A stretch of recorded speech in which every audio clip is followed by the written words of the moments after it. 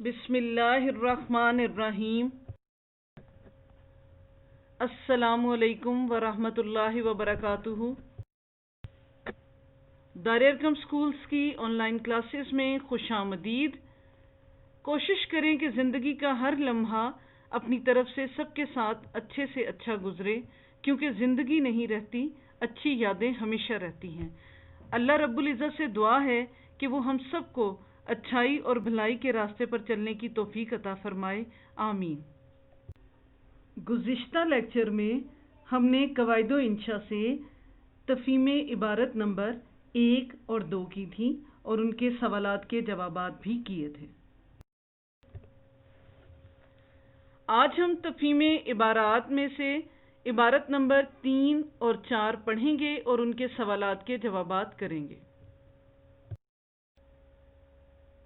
عبارت نمبر 3، غالب نے القاب و آداب، مزاج پرسی و خیریت نگاری کا قدیم دستور پرانا قانون جس سے سر منہ تجاوز کرنا روا نہ رکھا جاتا تھا، یعنی جس کی ذرا برابر خلاف ورزی نہیں کی جاتی تھی، بالکل ترک کر دیا، بالکل چھوڑ دیا۔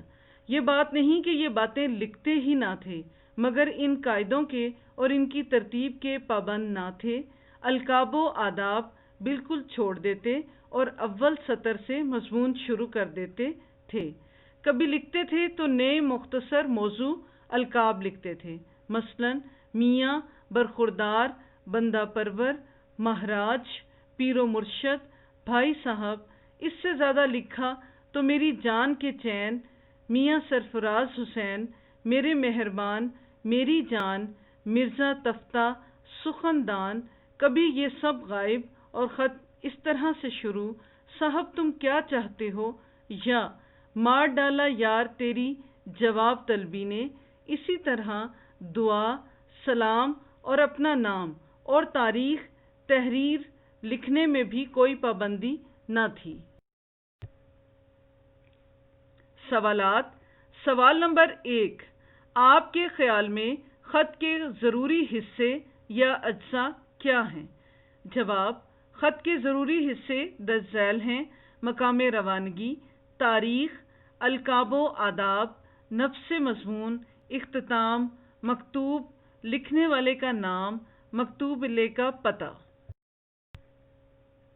سوال نمبر 2، آپ نے غالب کے خط پڑھے ہیں، ان کی زبان کیسی ہے؟ جواب، مرزا غالب کی زبان عام فہم، سادہ اور سلیس ہے۔ انہیں جدید اردو زبان کا بانی سمجھا جاتا ہے۔ سوال نمبر 3، حامد حسن قادری نے غالب کی مکتوب نگاری کی جو خصوصیت بتائی ہے اس کا خلاصہ لکھیے۔ جواب، حامد حسن قادری کے مطابق غالب نے رسمی القاب و آداب کو خیر باد کہہ کر نئے القاب و آداب مثلا میاں، برخوردار، بندہ پرور وغیرہ متعارف کروائے، لیکن اس کا یہ مطلب نہیں کہ انہوں نے رسمی القاب و آداب کو بالکل خیر باد کہہ دیا تھا، بلکہ وہ ان القاب و آداب کی ترتیب کے پابند نہ تھے۔ بعض اوقات وہ خط یوں بھی شروع کر دیتے تھے: یار مار ڈالا تیری جواب طلبی نے۔ اسی طرح آپ بسا اوقات دعا، سلام، اپنا نام اور تاریخ وغیرہ لکھنے کی پابندی بھی نہیں کرتے تھے۔ سوال نمبر 4، قدیم دستور مکتوب نگاری کیا تھی؟ جواب، قدیم دستور مکتوب نگاری میں القاب و آداب، مزاج پرسی اور خیریت نگاری کا خاص خیال رکھا جاتا تھا اور اس سے انحراف نہیں کیا جا سکتا تھا۔ سوال نمبر 5، خط کیوں لکھا جاتا ہے؟ جواب، خط ملاقات کا ایک ذریعہ ہے، اسے نصف ملاقات بھی کہا جاتا ہے۔ اس سے دوسروں کی خیریت اور حالات کا پتہ چلتا ہے۔ آج کل کاروباری خطوط بھی لکھے جاتے ہیں۔ عبارت نمبر 4، سراج الدولہ اور ٹیپو سلطان نے انگریزوں کے خلاف کھلم کھلا جنگ کا آغاز کیا۔ فوجی طاقت سے برِ صغیر کے آزادی طلب عوام کو انگریزوں نے کچلا، مگر جذبہ حریت نہ دب سکا۔ 1857 تک چنگاریاں چمکتی اور بجھتی رہیں۔ آخر مئی 1857 کو چنگاری نے شعلہ بن کر فضا کو اپنی گرفت میں لے لیا۔ آگ اور خون کا طوفان اٹھا۔ اس قیامت خیز ہنگامے میں عوام کا نقصان تو اتنا ہوا جس کا اندازہ لگانا مشکل ہے، مگر کمزور عوام نے ایک مرتبہ استحصالی طاقت کو مزہ تو چکھا ہی دیا۔ استحصالی طاقت یعنی جنہوں نے زبردستی قبضہ کیا ہوا ہوتا ہے۔ توپ و تفنگ نے مظلوم عوام کے تاریخ و ثقافت کے بھرے بھرے محل کھنڈر کر دیے، لوگوں کو تباہ و برباد کر دیا، ملک کا نقشہ پلٹ دیا۔ اب کی مرتبہ یہاں کے قومی رہنماؤں نے سر جنگ کہتے ہیں کہ دو گروپس کے درمیان جو سیاسی طور پر ایک دوسرے کو نیچا دکھانے کے لیے جو جنگ لڑی جاتی ہے، اس میں قلم کا سہارا بھی لیا جاتا ہے، کے بعد گرم مارکے کی تیاری کر لی، یعنی آپس میں توپوں کے ذریعے جنگ لڑنے کی تیاری کر لی۔ کانگریس، خلافت تحریک اور مسلم لیگ اسی جنگ کے ارادے بنے۔ ان تنظیموں نے عملی حکمتوں سے عوام کو بیدار کیا، صفوں کو منظم بنایا اور دشمن کو للکارا اور نئے نئے مورچے بنائے۔ پہلی جنگ عظیم میں آزادی کے امکانات ابھرے۔ دوسری جنگ عظیم کے بعد جد و جہد کامیابی کے قریب پہنچ گئی۔ اس مرحلے میں صدیوں حکومت کرنے والی قوم نے قائد اعظم رحمۃ اللہ علیہ کی قیادت میں علامہ اقبال کے خواب کی تعبیر ڈھونڈنا شروع کی۔ اس راہ میں خون کے سمندر اور آگ کے جنگل ملے اور قوم بسم اللہ کہہ کر آگے بڑھی۔ یہ پیش قدمی اللہ کی مدد اور ملت کے اتحاد، تنظیم اور ایمان، قائد اعظم کی بصیرت و تدبیر کی بدولت منزل تک پہنچنے کا ذریعہ بنی۔ اللہ نے وہ دن دکھایا کہ اللہ اکبر کی گونج میں آزادی کا سورج نکلا اور 14 اگست 1947 کو پاکستان مارز وجود میں آ گیا۔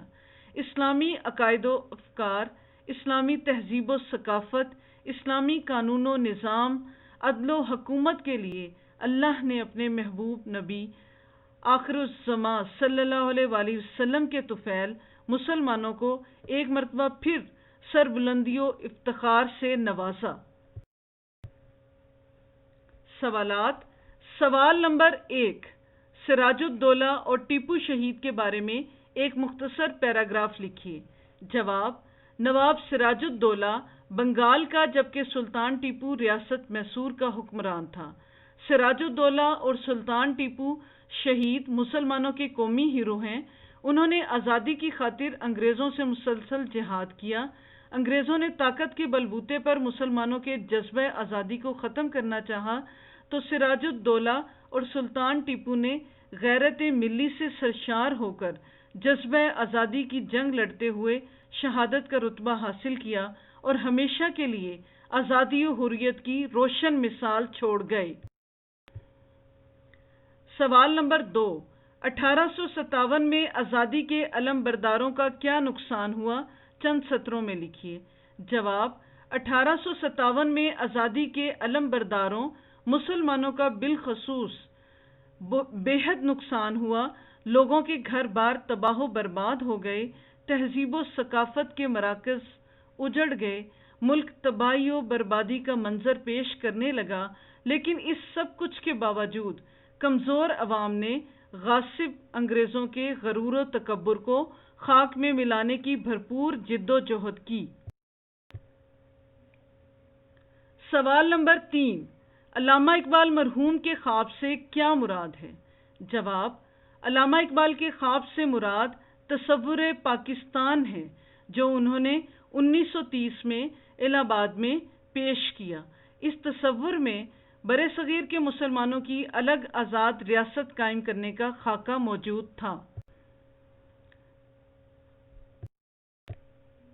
سوال نمبر 4، سر جنگ کسے کہتے ہیں؟ جواب: سر جنگ ایک قسم کی نفسیاتی جنگ ہے جو ہتھیاروں کی بجائے زبان اور قلم سے لڑی جاتی ہے۔ اسے پروپیگنڈا کی جنگ بھی کہا جا سکتا ہے۔ سوال نمبر 5، تہذیب و ثقافت سے آپ کیا مراد لیتے ہیں؟ جواب: تہذیب و ثقافت سے مراد لوگوں کا رہن سہن اور طرز زندگی ہے۔ اس میں لوگوں کے رسم و رواج اور روایات بھی شامل ہوتی ہیں۔